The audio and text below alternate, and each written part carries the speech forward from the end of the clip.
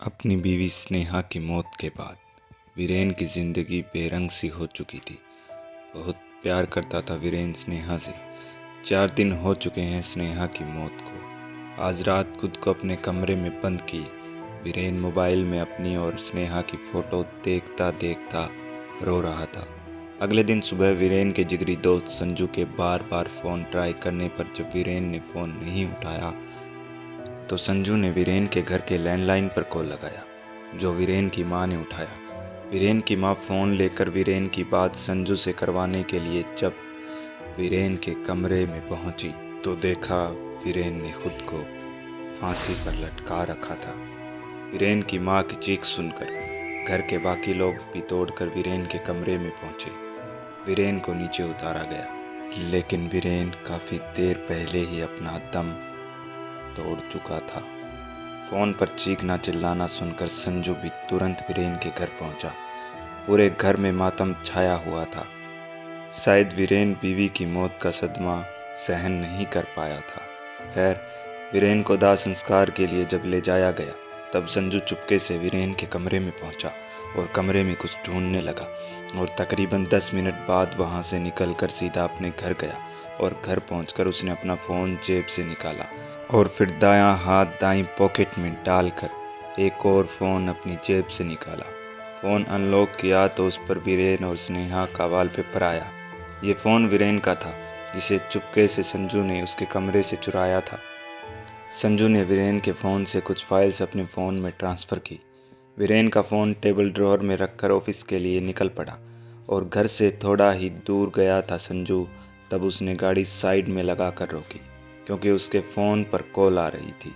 गाड़ी रोककर संजू ने जेब से फ़ोन निकाल कर देखा तो उसका मुंह खुला का खुला रह गया क्योंकि फ़ोन पर वीरेन की कॉल आ रही थी। लेकिन वीरेन का फ़ोन तो संजू के घर पड़ा था। संजू घर में अकेला रहता था तो उसके पास वीरेन के फ़ोन से आखिर कौन कॉल कर रहा था। यही सोचकर संजू फ़ोन उठाने गया, तभी फ़ोन कट हो गया। संजू ने गाड़ी घुमाई और वापस अपने घर पहुंचकर टेबल ड्रॉअर खोलकर फ़ोन देखा तो उसमें वीरेन का फ़ोन वैसे का वैसा पड़ा था जैसा संजू ने छोड़ा था। संजू ने सोचा वीरेन के फ़ोन का उसको करना ही क्या है, इसे फेंक देता हूँ। ऐसा सोचकर संजू वीरेन का फ़ोन लेकर घर से निकला और रास्ते में गाड़ी से फ़ोन बाहर सड़क पर फेंक दिया। अपने ऑफिस पहुंचकर संजू काम कर रहा था तब उसके पास एक व्हाट्सएप मैसेज आया। खोलकर देखा तो मैसेज वीरेन का था, जिसमें लिखा था, I am not done yet. Sanju ने गुस्से में रिप्लाई किया, देखो तुम जो कोई भी हो, मजाक बंद करो क्योंकि वीरेन मर चुका है। जवाब में स्माइल इमोजी आया। संजू ने उसके बाद कोई रिप्लाई नहीं दिया और काम ख़त्म करके वापस घर पहुंचा। घर पहुंचकर अपने बेडरूम का दरवाज़ा खोला तो पाया उसके बेड पर उसकी तरफ पीठ करके एक आदमी बैठा था और उस आदमी के आगे एक औरत, जिसके बालों में वो कंघी कर रहा था।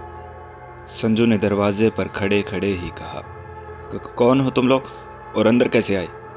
लेकिन उन दोनों के कानों में संजू की आवाज़ दिल भर भी नहीं पड़ी। संजू आगे बढ़कर उनके पास पहुंचा तो देखा बेड पर बैठा वो आदमी और वो औरत और कोई नहीं, वीरेन और स्नेहा थे। मरे हुए होने के बाद उन्हें अपने बेड पर बैठा देख संजू की रगों में खून जम सा गया। संजू दौड़कर कमरे से बाहर गया, बेडरूम का दरवाज़ा बाहर से बंद किया, तुरंत 100 नंबर पर डायल करके तुरंत पुलिस को बुलाया और थोड़ी देर बाद जब पुलिस संजू के घर पहुंची, संजू ने पुलिस को बताया कि उसके कमरे में एक औरत एक आदमी बैठे हैं जो उसे मारना चाहते हैं। पुलिस ने बेडरूम का दरवाज़ा बाहर से खोला और बेडरूम के अंदर जाकर देखा तो पूरे बेडरूम में कोई नहीं था। पुलिस ने संजू से कहा कि मिस्टर संजू, अंदर तो कोई नहीं है और दरवाज़ा भी बाहर से बंद था, वैसे किसे देखा था आपने अंदर? संजू ने कहा, सर, मैंने मेरे मरे हुए दोस्त वीरेन और उसकी बीवी को देखा। पुलिस इंस्पेक्टर ने ज़रा गुस्से में कहा, देखिए मिस्टर संजू, आप अपना इलाज कराइए, आगे से हमें ऐसे परेशान मत कीजिएगा। इतना कहकर पुलिस वहाँ से रवाना हो गई। डरा सहमा हताश संजू अपने घर में ही रहने से डर रहा था। थोड़ी देर बाद रात हुई। संजू अपना ध्यान हटाने के लिए बेड पर बैठा फ़ोन पर स्क्रॉल कर रहा था। तभी उसने ऐसे ही गर्दन उठाई तो उसके सामने वाली दीवार पर उसने देखा कि बड़े बड़े अक्षरों में खून से लिखा था, I am not done yet. और दीवार पर लिखा ये सब पढ़कर संजू कुछ रिएक्ट करता उससे पहले ही उसका फ़ोन बजा। देखा तो फ़ोन में वीरेन का ऑडियो मैसेज था। प्ले करके सुना तो उसमें संजू ने सुना, आज की रात तुम्हारी आखिरी रात होगी माय डियर फ्रेंड संजू। दरअसल संजू स्नेहा से प्यार करता था, लेकिन स्नेहा ने वीरेन से शादी की और तब से ही अपने जिगरी दोस्त वीरेन को संजू ने अपना जानी दुश्मन मान लिया। संजू और वीरेन दोनों बिजनेस पार्टनर थे। संजू ने एक तीर से दो निशाने लगाने की योजना बनाई। मौका देखकर एक दिन अपने प्यार यानी स्नेहा को गला घोट कर मार दिया और उसके दूसरे ही दिन एडिट की हुई पिक्चर वीरेन को दिखाकर उसे यकीन दिलाया कि स्नेहा चरित्रहीन लड़की थी, जिससे वीरेन ने डिप्रेशन में आकर खुदकुशी कर ली। वीरेन की मौत के बाद पूरा बिजनेस संजू का था, लेकिन हवा को कौन रोक पाया है। मरने के बाद शायद वीरेन और स्नेहा संजू की असलियत जान चुके थे। ऑडियो मैसेज सुनकर संजू बिस्तर पर बैठा बैठा पसीने से तरबतर हो चुका था। तभी उसके कमरे का दरवाज़ा खुला। वीरेन और स्नेहा अंदर आते हुए संजू को दिखाई दिए। संजू दोनों को देखकर किड़किड़ाने लगा, मुझे माफ़ कर दो वीरेन, मुझे माफ़ कर दो। वीरेन हंसते हुए बोला, कितना कमीना है तू संजू।